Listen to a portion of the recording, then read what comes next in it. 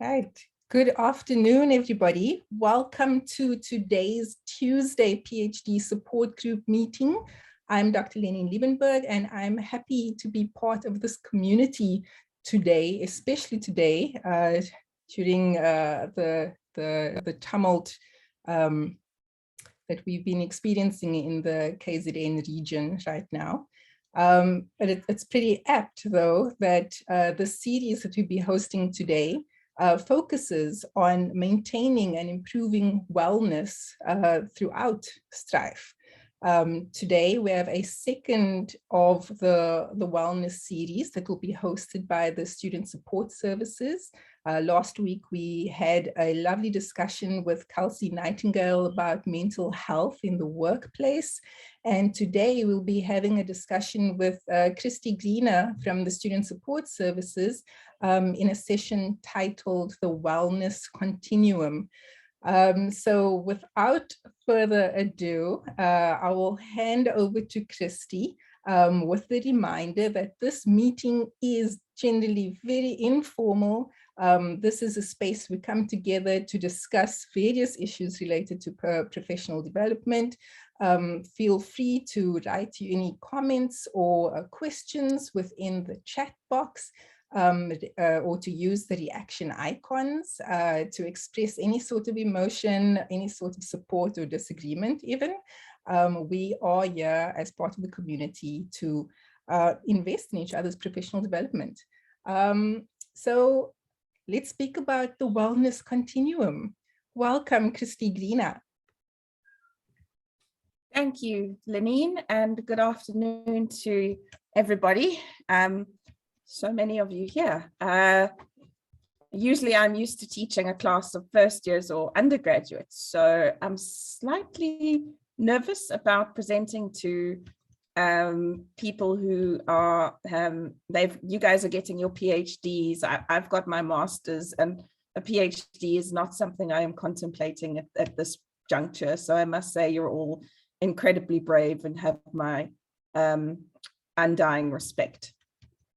So today I'm going to be talking to you about mental health and wellness, which I'm sure you're all saying, but we know all about mental health and wellness. So today we're going to be having a little bit of an informal discussion. I would like to hear your opinions on what I'm saying and your tips and techniques so that we can really build up a good discussion. So first and foremost, how would you describe mental health? If you had to describe it in your own words, not anything off Google or anything the WHO says, how would you describe mental health? If you had to give it 2 or 3 words or a sentence in the chat space, what would it be? How do you determine whether you are mentally healthy?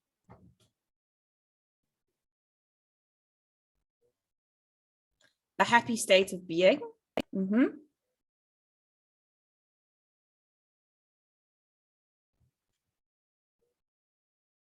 A positive outlook.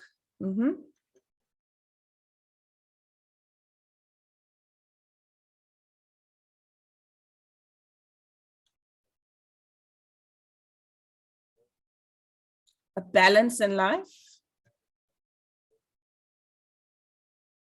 Able to tackle the challenges of life.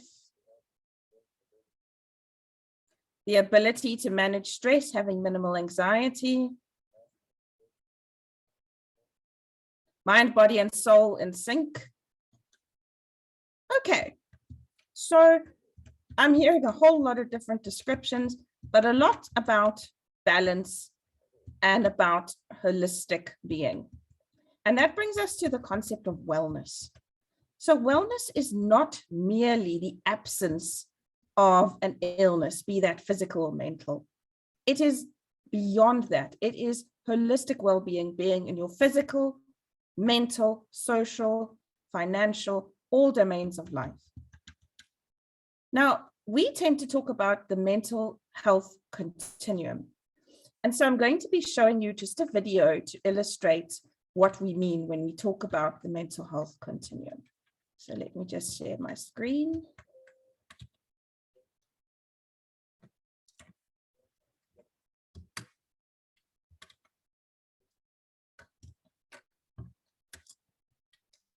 Alt tab. Alert. Space. Sorry about that. Alt tab. Meeting control. Alt tab. Mental health. Space. Like we all have physical health. Space. Can everybody hear that? See that? Yes, we can, Christy. We Space. all have mental health too. And the key to achieving maximum well-being is to have an equal balance of good physical and mental health. When Alert. seeking to gain a better understanding of mental health, it is important to understand that there are two elements that impact mental health. These are mental well-being and mental illness diagnosis, both of which have a huge impact on a person's life. You will all find yourselves in one of the following four quadrants. A person with no mental illness or disorder and positive mental health. A person with no diagnosed mental illness or disorder, but who has poor mental well-being. A person with a diagnosis of a serious mental illness and who has poor mental well-being. A person with a diagnosis of a serious mental illness but who copes well and has positive mental well-being. We all exist in one of these quadrants at any given point and as a continuum that keeps on going and changes slowly over time, as does our mental health. This is a way to visually demonstrate how something as invisible as our mental health is fluid and constantly changing. This can be taken a step further through using the varying mood-coloured lines and sliders on both axes. You can be more specific and record the changes to your mental health over time. This is Nick. Nick has a mental illness diagnosis of post-traumatic stress disorder, putting him on this axis. And so he places the slider here. Today is a good day for Nick. He is managing things quite well. So for his mental well-being, he places the slider here. By drawing a line up and across from each slider, Nick can record where he is today. The next day, however, Nick wakes to find his demons of darkness have returned. He withdraws from everyone, binge eats, self-medicates and doesn't sleep. He still has a mental illness diagnosis, though he feels it is worse, so moves the slider here.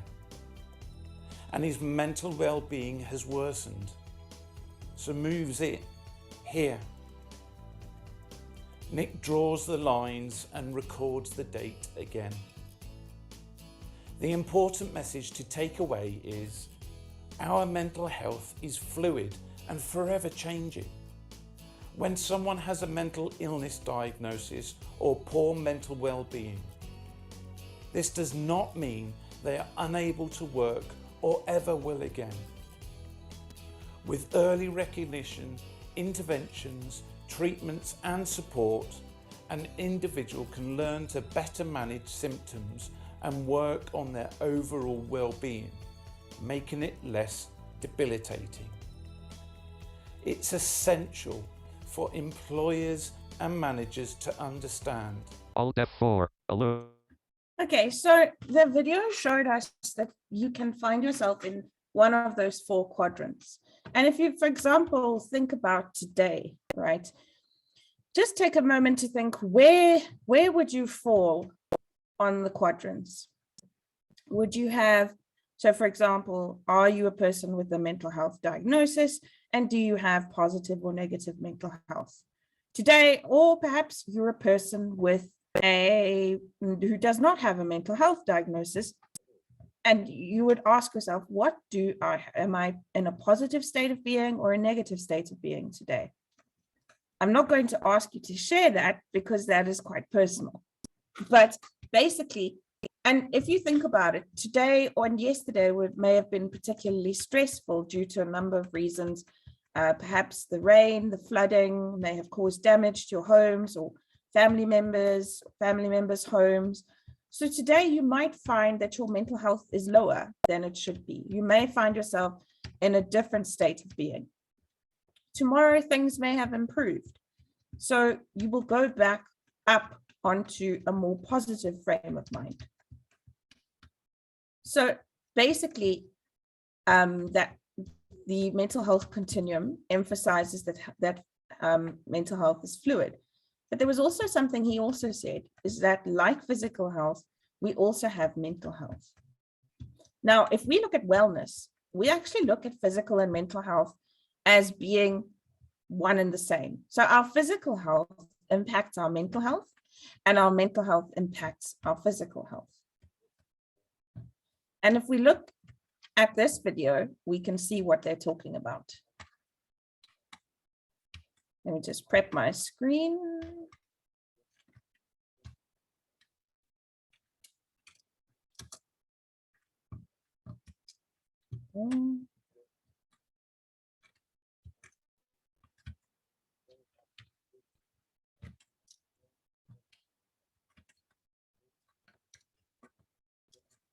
Alt-Tab, physical and space.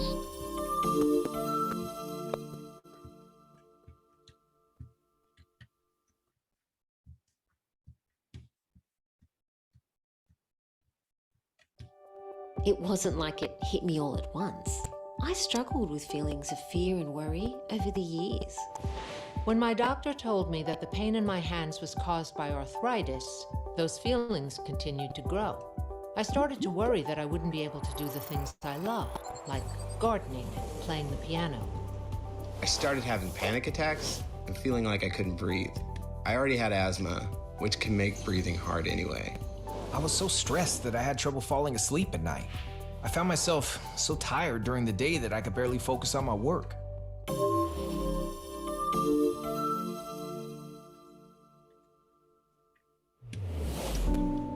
It never occurred to me that mental health and physical health were so closely connected. I guess because you go to different kinds of health professionals for help. But I saw a news story that made me realize we really shouldn't think of them as two different kinds of health.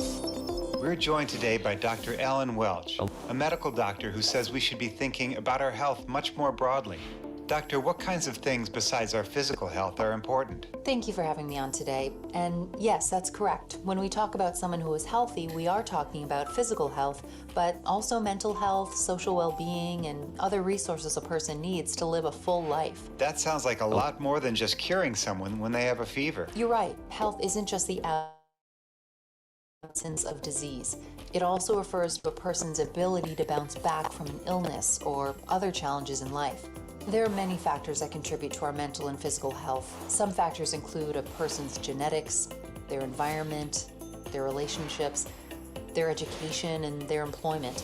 These all impact a person's ability to lead a healthy life. So what can our viewers do to improve the kind of health you're talking about? Certainly eating a healthy diet and getting regular exercise as directed by a physician are keys to good health. It is also important to have healthy coping skills when challenges come up in a job or a relationship. Having healthy social relationships can also contribute to a person's overall well-being, including their mental health. Hearing that, doctor, helped me understand that my stress was doing more than just impacting my physical health. It was also starting to hurt my relationships, affecting how I spent my free time, and seemed to make me feel overwhelmed. In fact, learning that mental health is the way our thoughts, feelings, and behaviors affect our lives helped me realize I needed to address my ongoing stress as a health issue, both physical and mental. I talked about this with my doctor, and he connected me with a therapist. I still meet with my therapist from time to time.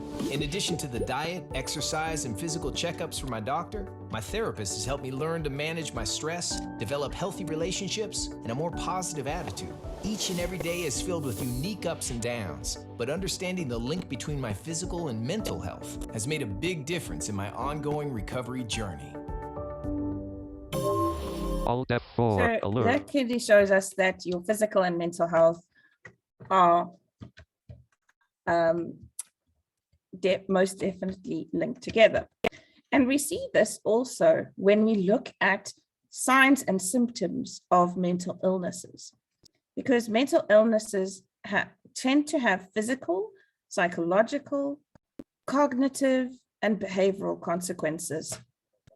So if we think of physical consequences or signs and symptoms that your mental health is not doing well, what would you say are some of those physical symptoms?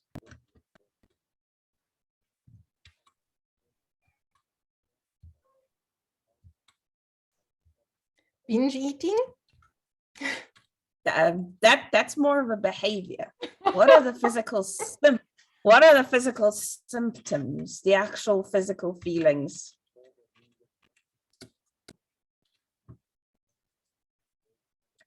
Yes, headaches.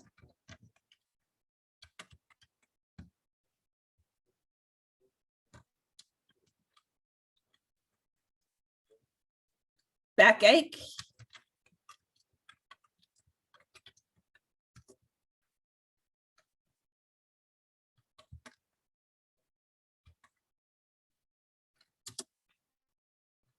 Keep them coming.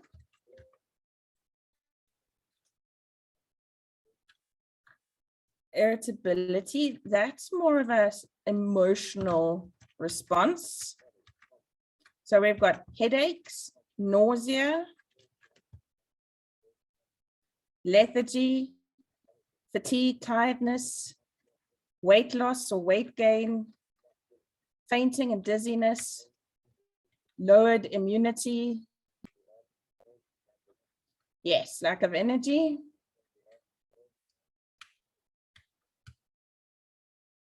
Skin irritation and acne, body aches, muscle tension, increased blood pressure, stomach cramps, heart palpitations. Okay, and I see there's been a lot, hair loss, diarrhea, yes, vomiting, yes,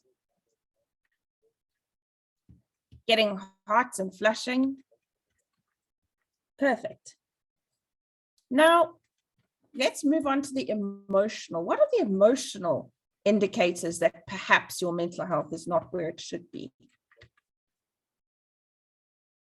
Someone mentioned one earlier, which was irritability, feeling on edge. You know, things that never used to annoy you now really just grate you.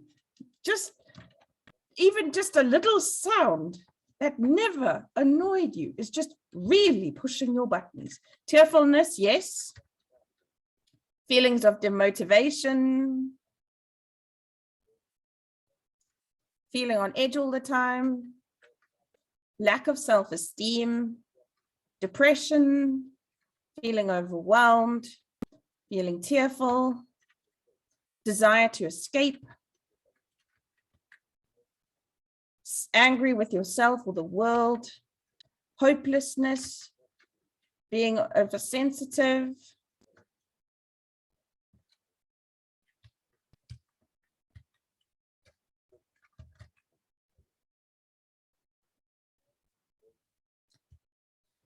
yep, emotional burnout, most definitely. Needing a break. Okay, we now look at the cognitive effects. Excessive sleep, that's more of a physical symptom as opposed to emotional. So if we look at cognitive, we've got indecision, memory failure, worrying, lack of focus, nightmares, overthinking, difficulties concentrating, blank mind, daydreaming. Now we come to the interesting things. What are the behavioral signs that our mental health is perhaps not where it should be?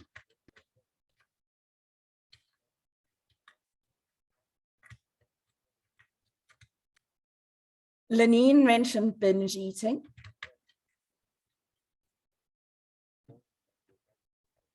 Lashing out at other people, very good. Lack of concentration is more of a cognitive effect, but that's okay.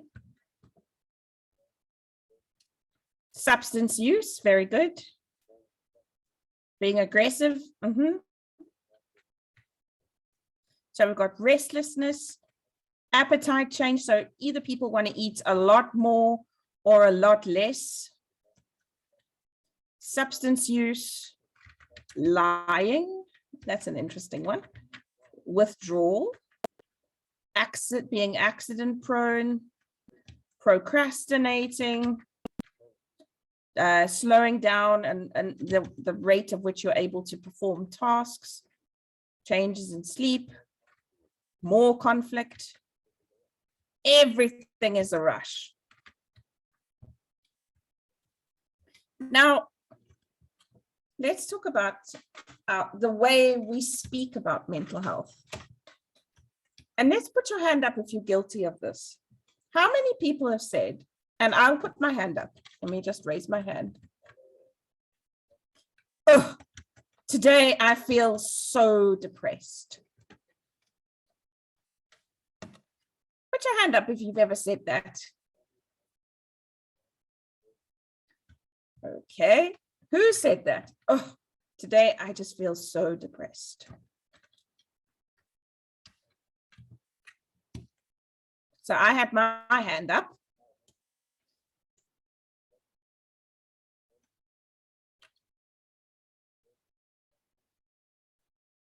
Never said so, maybe would have felt so. Down day, thank you. So basically, depression is thrown about, especially in the way society talks about it. So you might say, oh, I'm really depressed today. I'm really like, oh, I've just got so much to do and I can't do it. And I just really feel depressed. And a lot of the time we underplay feelings of depression. And what I want to emphasize is that, like Lenine has put it so nicely, we all have down days, okay? And we all experience, above from all the symptoms that we've just discussed, we all experience them from time to time. We generally will experience them if perhaps there's something stressful, or if we're going through something, or, for a variety of reasons. And that's pretty normal. It is completely and utterly normal to experience these things from time to time. The problem is when they become common. So when you're experiencing them for more than just a couple of days, when it's turning into weeks and months, okay? The other things that often happen behaviorally is you start isolating yourself. You start withdrawing. You stop doing what you used to enjoy. Okay, because you just don't have any motivation to do it. You engage in self-destructive behavior, and that can be binge eating, substance use, self-harm. It can even be driving recklessly without a seatbelt, or something, promiscuity. The one thing I didn't mention is that one of the physical symptoms of mental illness is a change in libido, generally a drop in libido. So you no longer want to be intimate. You no longer have those feelings that would encourage you to do this. Okay. Now, as I said, we need to understand that this doesn't just occur in a vacuum, that there are a number of factors that relate to mental health and wellness. And in the same way, there are a number of strategies that we can bring about to ensure that we have positive mental health. And to remember, life is difficult. We are going to have those down days. We are going to have days when we're frustrated and lashing out, or just down, or just feeling very worried or very stressed. As long as it resolves quickly, it's not a problem. It's when it starts to hang around, when it becomes more of the norm, then we need to start worrying about it. The one thing we need to understand, though, is that our thoughts, feelings, and behaviors are linked. And I'm just going to find my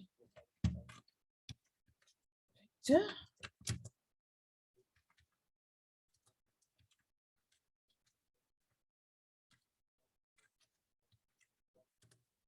Okay.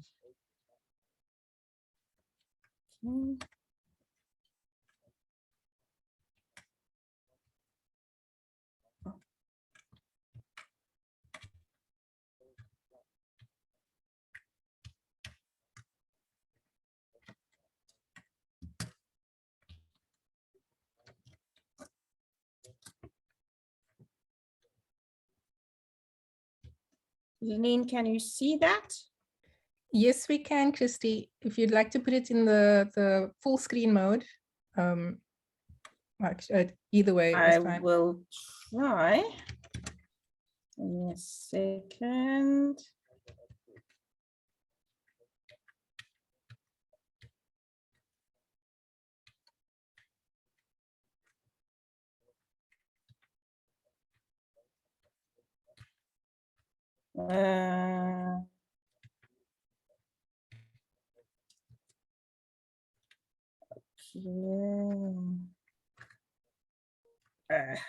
Not sure how you make it full screen. I think that's it. We see number 1 TFB cycle, but the picture's not there, so it must have been an animation. Oh, there we go. Can you see that? Thoughts, feelings, behavior. The triangle. There should be an image of a triangle.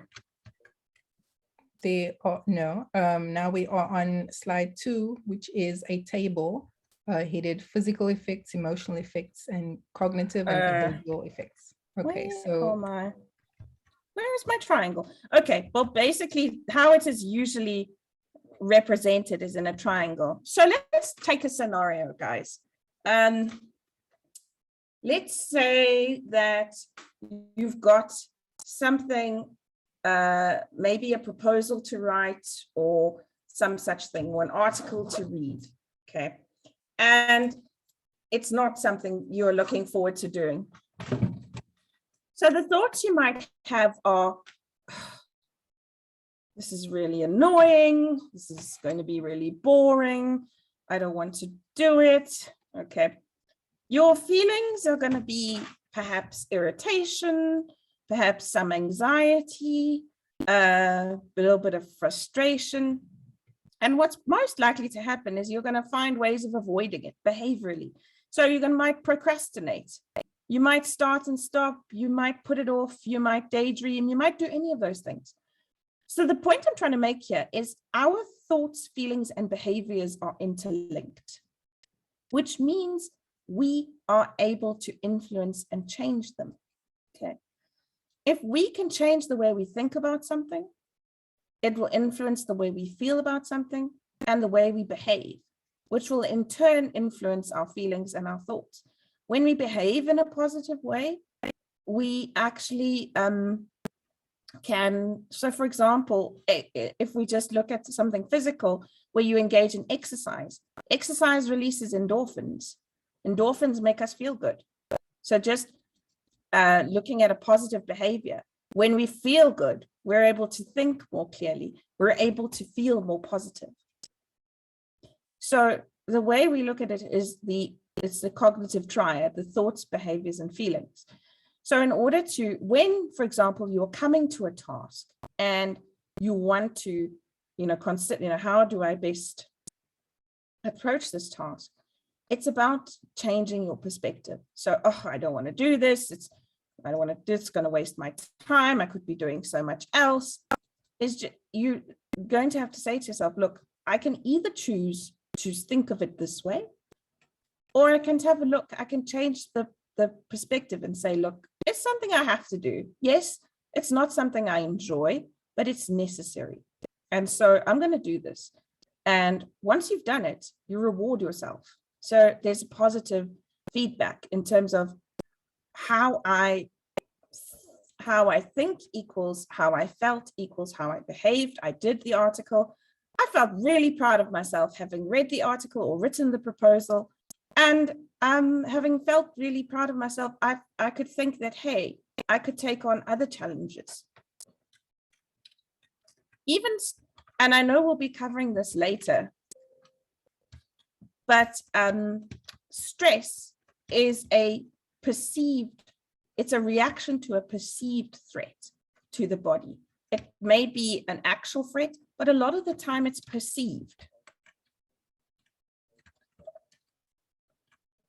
I'll just go down. So, which means we have the power to influence. So when next you've got a particularly difficult task or arduous task, think about how you're going to frame it. You can either frame it in the word, oh, I hate this, I'm going to be so miserable, I don't want to. And that generally leads to feelings of demotivation, of frustration, which will then, of course, influence the way you behave. And having procrastinated, obviously your anxiety is going to go up because you were supposed to do it. It was due then. Now you've got to do it. And then your thoughts take a nosedive. So I really want to leave that the essence of that is that how we think equals how we feel equals how we behave, and vice versa. So all three are linked reciprocally. So moving on, having identified what can we do to ensure that our mental and physical health are maintained? What do you guys use as some strategies to maintain your physical and mental health?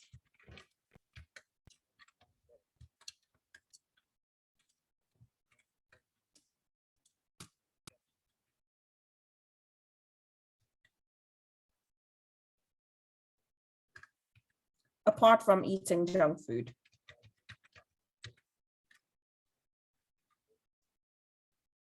Meditation in the morning.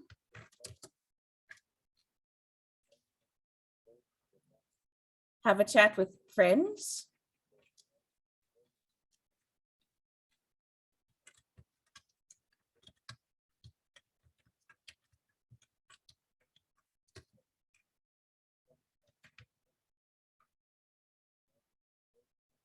Reading a book.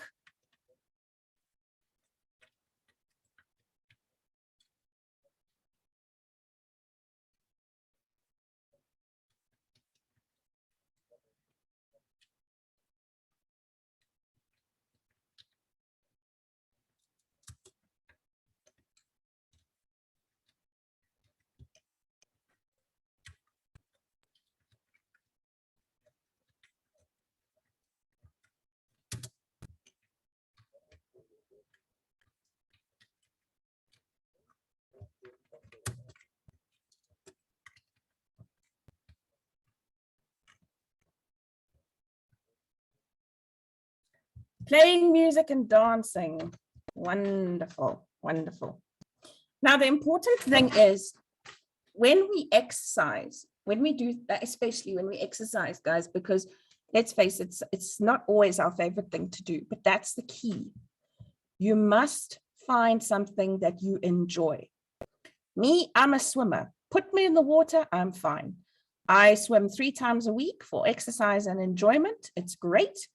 I don't like gym. I don't like burpees and squats and lunges and bicep curls and all those things, push-ups and press-ups. They make me feel unhappy, okay?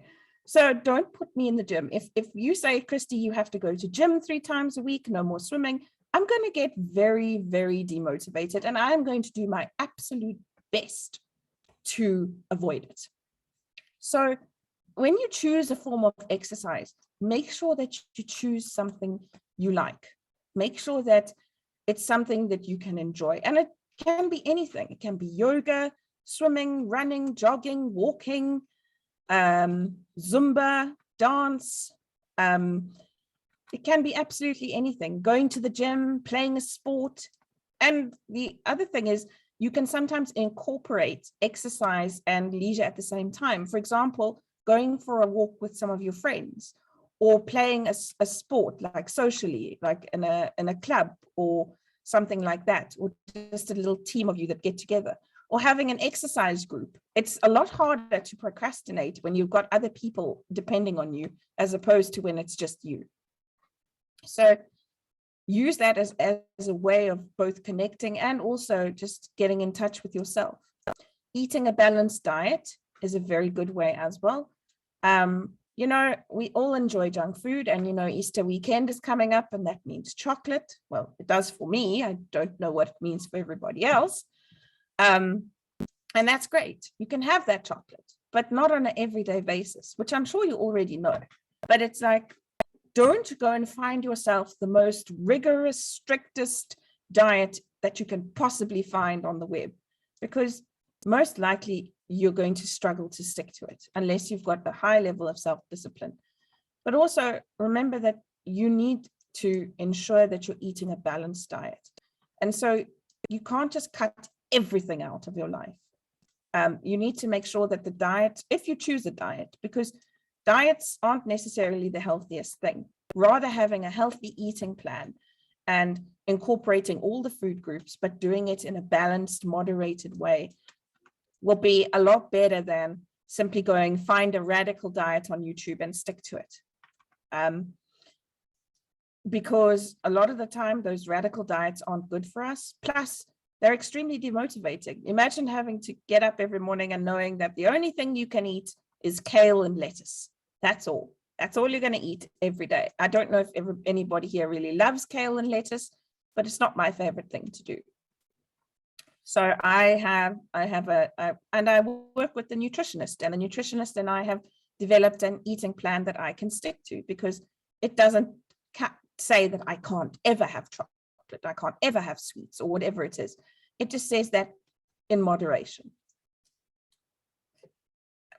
I'm wanting to now go on to show you, it's called a loving kindness meditation.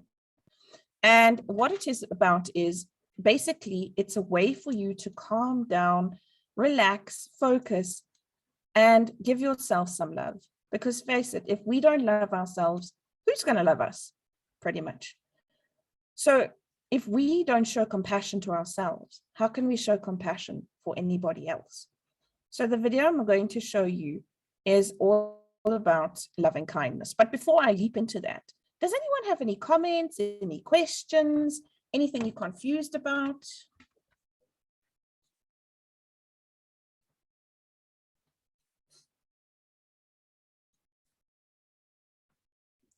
I'd like to say thank you for having us answer the question about what we do to calm ourselves. I love Hakima's message saying that they watch a good comedy to belly laugh and de-stress, and I'm absolutely taking that one on now as well. That's a brilliant way. Watching comedy is a lovely way of doing things. Watching comedies, reading books, obviously, that are, if I had to confess, I'd say any chance I get, I will read something that's completely non-educative. Fiction for me. I'm sure people love, I do read nonfiction, but I read a lot of fiction as well, unashamedly. And it's just that time where you can just escape from work, escape from everything that you've got to do. So now I'm going to share this with you. It's not a religious meditation. It's simply a mindfulness meditation. Mindfulness simply reminds us to be in the present. So it tells us not to look backwards, not to look too far forwards, but to be in the present. So I'm going to take you through this meditation, and I just want you to follow along as best you can. And see, it's 10 minutes. I'm sure we'll have time, and then we'll have 10 minutes for any final questions. So let me share my screen.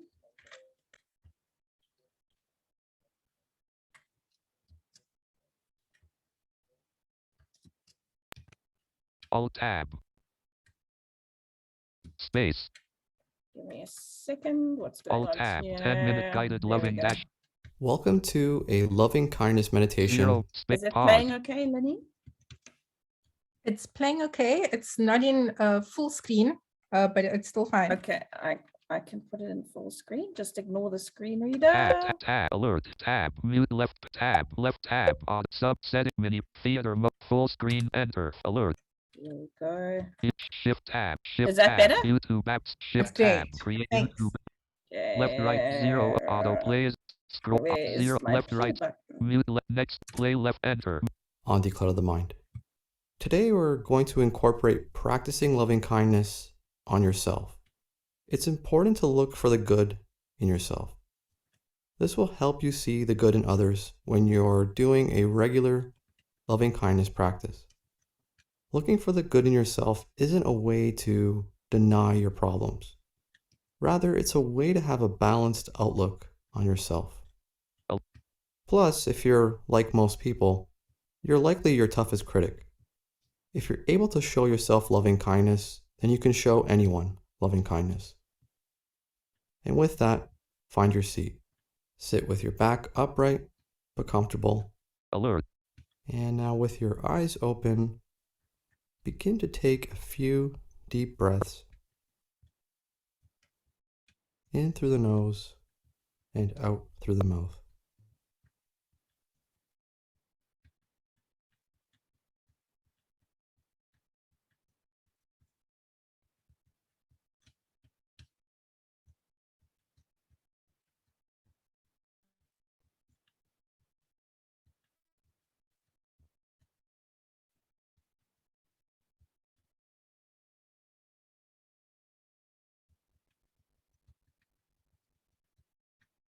Alert. And on the next out breath, gently close your eyes. And now bring your attention to the physical points of contact .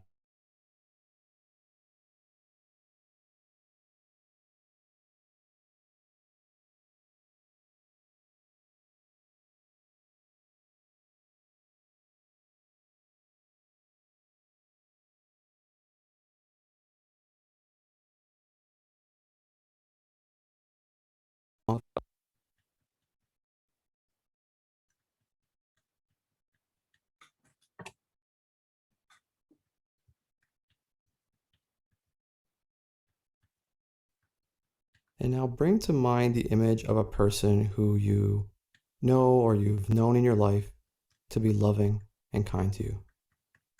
Someone who easily evokes feelings of warmth and love. There's no right or wrong way to picture and visualize this person. Just do what comes easily to you. And now that we have this person in mind, we're going to imagine sending wishes of well-being to them. We're going to wish them well, and if it feels right, saying aloud in your mind to them, may you be happy.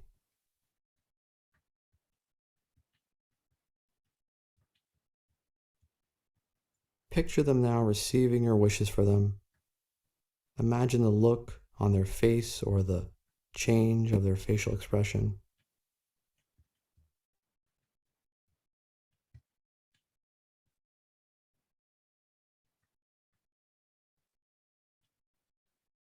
Again, begin saying aloud in your mind to them, may you be alive, engaged, and joyful.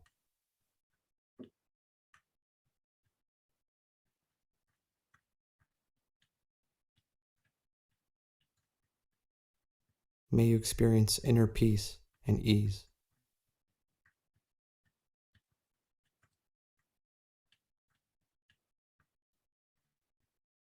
May you be free from suffering.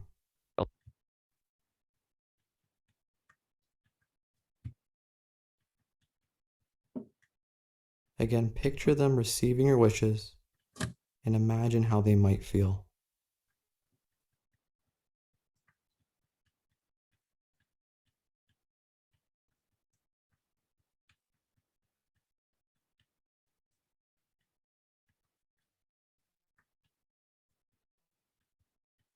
And now you might have your own words and wishes for them.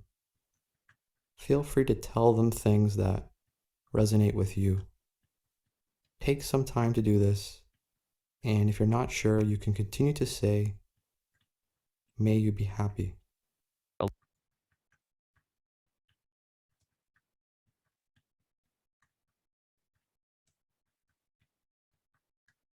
take a moment now to feel how it is to wish these things for them. Allow yourself to sense the wishes for them, allowing you to connect to them. Begin to notice how it feels as you send these wishes of well-being to this person.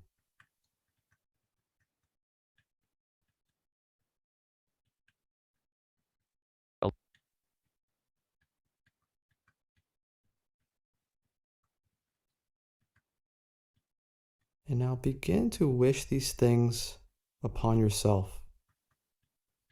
Aloud in your mind, begin to say, "May I be happy."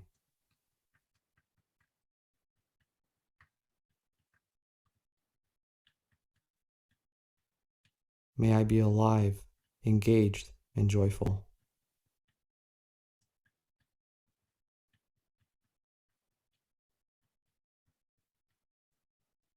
May I experience inner peace and ease.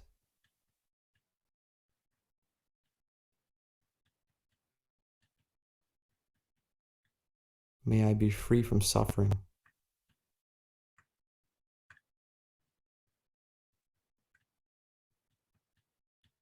Just sit with any feelings you may be feeling for a few moments.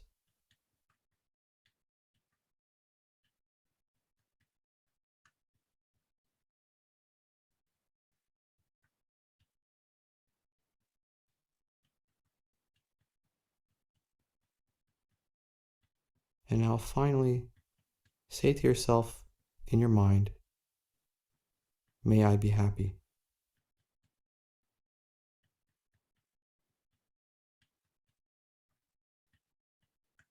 And now imagine yourself in the happiest state you've ever been in.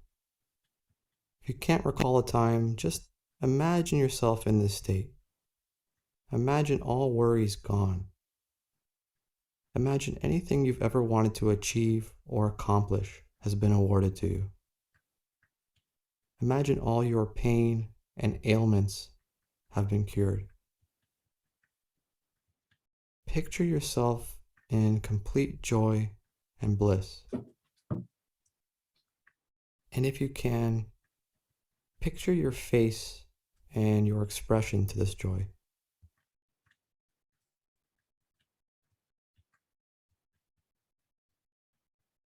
Imagine the way you would act or feel.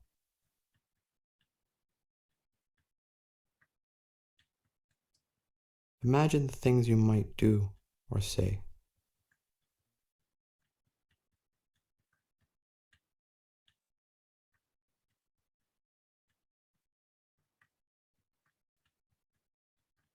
And now gently return your attention back to the body, back to the physical points of contact. Again, noticing your weight on the floor or on the chair.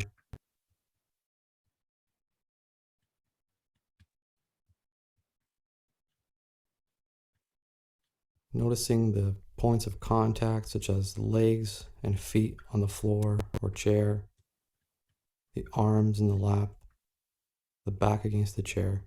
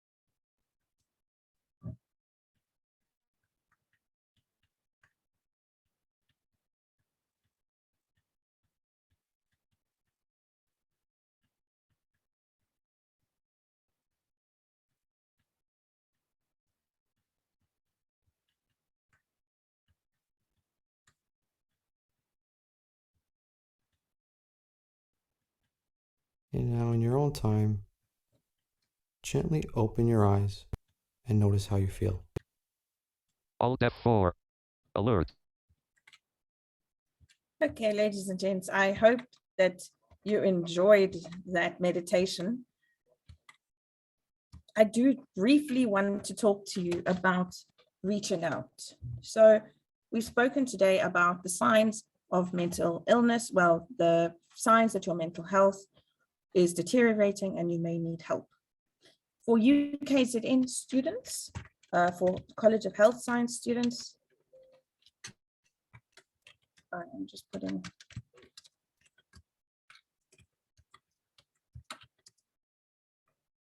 So that is our booking email. If you want to secure an appointment with the student counselor, you will email us. You will include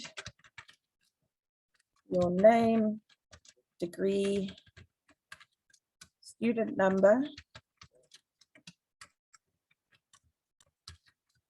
and contact number, so that you can secure an appointment with us. If you're not a UKZN registered student, but you are UKZN staff, we have ICAS. I don't have their contact details with me at the moment, but ICAS is the employee wellness company that UKZN is affiliated with. So ICAS employs psychologists to assist you. If you want a referral to, say, a private psychologist or psychiatrist, you can approach the student counselors. We'd be able to assist you. My main thing is, if you are reaching a point where all those signs and symptoms are becoming the norm, then please reach out. Don't wait until it becomes a huge crisis. And you do not have to go through any of this alone. There are trained professionals who can assist you in whatever you are going through. Please don't give up. Don't despair. There are people out there who can help you. And I think part of having this support group is such a wonderful opportunity, because it brings you into contact with people who are all, engaged in their PhDs, but all in different parts of life, different stages of life, but it brings you all together and to share ideas and just to give you a sense that you are by no means on your own. So ladies and gents, I hope that you've enjoyed today. I know that it was very informal. I hope that you have come away with something useful that will stick with you. Thank you very much for listening. And that's all from me. Lidine? Fantastic, Christy. I have questions. I've learned so much today, and I'm pretty sure I'm not the only one. We do have 5 more minutes for questions. Would you mind if I took the first one while we wait for anyone else to raise their hand or put a question in the chat box? Look, I must admit, I didn't realize that some of the symptoms of mental illness that you mentioned were actually symptoms of mental illness. So my question is, how long, at what point would we need to consider mental illness? How long is too long for symptoms that you mentioned to persist? I think what they initially are signs, so warning signs that things are not going well. And if you leave them, then they become fully fledged symptoms. So, and also, there have to be a few of them all together. You know that just because you have a headache doesn't mean you have a brain aneurysm. And in the same way, just because you might have a headache and some irritability doesn't necessarily mean that you have depression or anxiety. It's more when it persists. So when you have a cluster of symptoms all together that persist, and we're talking over weeks, 2 to 3 to 4 weeks. And this is generally, so obviously if you're working up to a deadline, if you're coming up to a big deadline, you would expect to have some of these symptoms, but not as, and they can be quite severe. But if they persist, as I say, if the norm becomes these symptoms, then it's an indication that you need to reach out. And the thing is you don't have to wait till they're fully formed into a fully diagnosable mental illness. if you notice these signs and symptoms and you want help dealing with them, then reach out. The student counselors are here, ICAS is here. So there are lots of resources that you can use in order to, prevent it from getting to. So I think these are more your red flags. But when you do come along to your mental illness, where you're looking at them becoming more and more persistent. So that coming up for a deadline, you might have some insomnia, or you might be very tired because you've been working a lot. But once that is passed, generally we go back to normal functioning. Our sleep norms, our sleep regulates, we go back to our normal usual activities. But when this doesn't happen, when this starts to become chronic, then we are looking at something more sinister. But, and I know we will be covering stress and burnout in a few weeks' time. So I don't want to say too much, but I do want to say that it's important that we take these things. And if we're noticing these signs and symptoms, then it means that we need to start focusing a bit more on our mental health. And that may be doing some of the things we've talked about here. That may be reaching out for some professional help. But you certainly don't have to wait until you've reached the point where it's a fully functional, diagnosable mental illness. Also, try not to consult Dr. Google. I have many clients who have fallen into the mistake of Googling a couple of things and then being told they have 10 different mental illnesses. I know it's a medical students thing that when you start learning about different diseases, you can diagnose yourself with at least 10. And that also tends to happen with psych students. So before you race off and go and Google your symptoms, just let's look at focusing and putting in some of these strategies that can better assist your mental health, rather than going and Googling and coming up with 10 frightening possibilities. Lenine, does that answer your question? It does. Thank you so much for the comprehensive response. I think it feeds in right into the next question. Nokukanya is asking, what are the coping strategies you can share with students to withstand the stress induced by the pressure of higher education? Gosh, how much time do you have?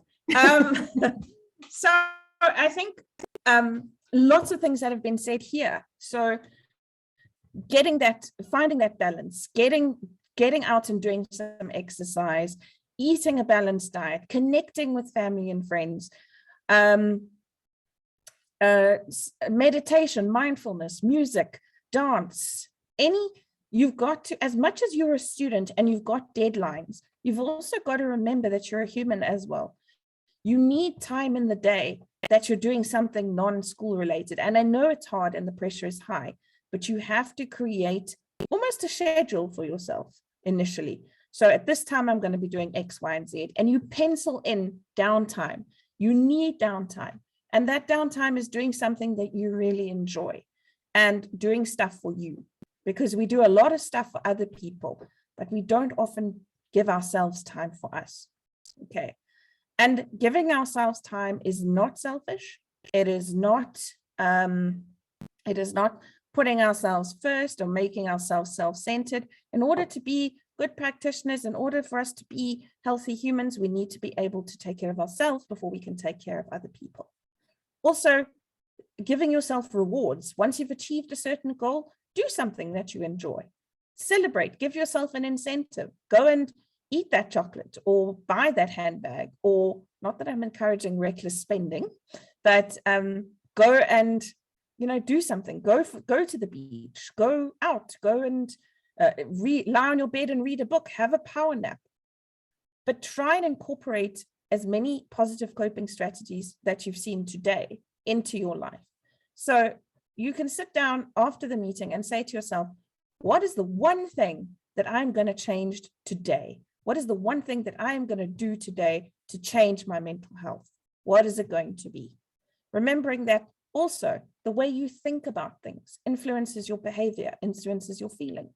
So when you catch yourself thinking negatively, try and look for the positive, because that's going to influence the way you feel, the way you behave, and vice versa. Oh, Christy, that's wonderful. I love that the point about change one thing. You make one positive change, make one positive change each day, that incremental positive change in positivity. It just, that's the answer. At least it's in one my step experience. at a time, Yeah. one day. Narcotics Anonymous have got a saying where they talk about just for today. And that is so powerful. Just focus on today. Don't look too far forward and don't look too far back. Just for today, one step at a time. And Nokukanya's question and your response to it, it feeds into what we'll be doing in our next session that will be happening in 2 weeks' time. We're going to be having a break over the Easter period. On the 3rd of May, I think that's in 2 weeks, the SSS will be hosting another session specifically focusing on managing stress and burnout and fatigue. So Nukukanya, if you'd like to learn more about these strategies, I'm sure they'll be covered as well in our next session on the 3rd of May. Oh, sorry, 3 weeks. In 3 weeks' time. No problem. So thank you. Thank you so much for being here today, Christy. It's been so enlightening, and I'm so glad for this focus on wellness over over last week, this week, and the next coming weeks. It's such an important topic to be discussing. Stay tuned tomorrow for the Doctoral Academy. I think we're focusing on referencing techniques, and then we'll be having a break for 3 weeks until the 3rd of May again, when we will be joined by the SSS team to complete the Wellness Focus series. Thank you so much again, Christy, for being here, and thank you to our community for coming out today. Stay well, everybody. Lanine, can I borrow you for 5 minutes? Oh, afterwards, yes, by all means. Okay. Goodbye, everybody. Take care. Goodbye, everybody. Bye-bye, Christy. Bye-bye, everybody. Bye. Bye. Bye. Happy Easter. Same to you. Thank you.